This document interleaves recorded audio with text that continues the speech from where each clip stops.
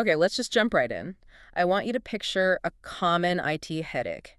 You've got this beautiful ultra high res 4K video signal. We're talking 4096 by 2160, 60 frames per second. The good stuff. The absolute best. And you need to get it from point A to point B. But point B isn't across the room. It's maybe across a campus, Yeah. maybe 2 miles away. And that's our deep dive today. We're looking at the DVIGear DVI-7365.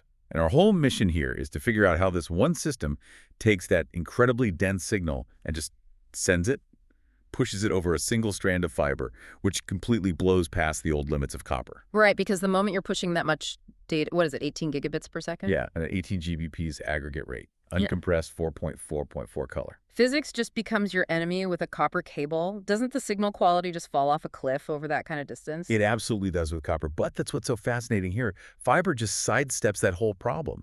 If you're using, say, OM3 multimode fiber, you can get about 1,000 feet, so 300 meters. Which is already pretty impressive.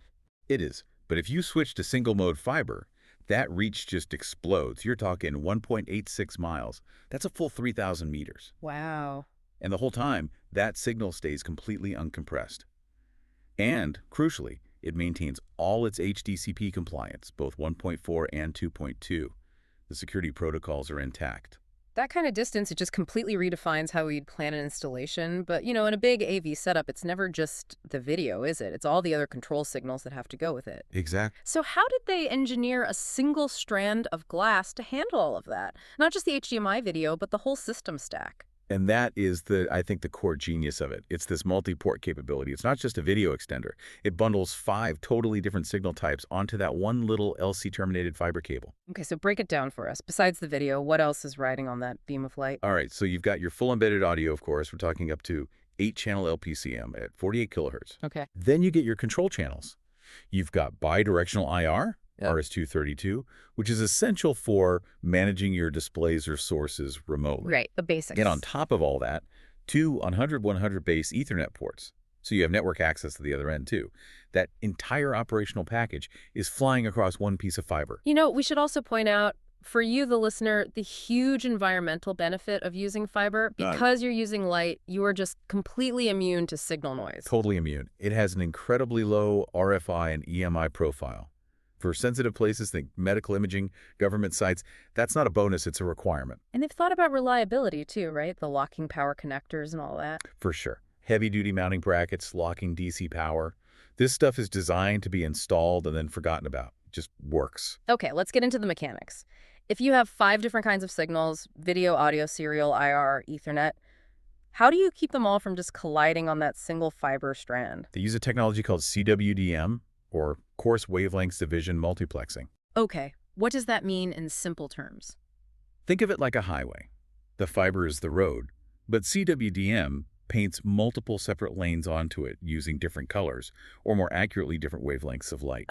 So different colors of light are carrying different kinds of traffic? Precisely. The really high bandwidth stuff, the TMDS video signals, they get their own dedicated light wavelengths. Then the lower bandwidth control signals like RS-232 and Ethernet, they ride on their own, separate wavelengths. Nothing gets mixed up. So every signal arrives perfectly intact. Perfectly. Okay, let's talk about the practical side for integrators. The specs mention advanced EDD management. Why is that feature so critical when you're dealing with these long-distance runs? Because it solves the single biggest headache in Pro AV, the HDMI handshake. EDD is how the display tells the source what it can handle. Over a long run, that conversation can get lost. And you get a blank screen. Or flickering, or the wrong resolution. It's a nightmare.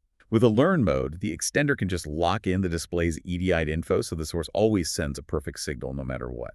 It guarantees compatibility. So to boil it all down for you, this DVI-7365 system is pushing uncompressed 4K video plus a whole suite of control signals across miles of distance with basically perfect integrity. It's not an extender, it's an infrastructure replacement. It really is. It fundamentally changes the definition of physical distance in AV design. It really does. So here's our challenge to you. Think about this shift.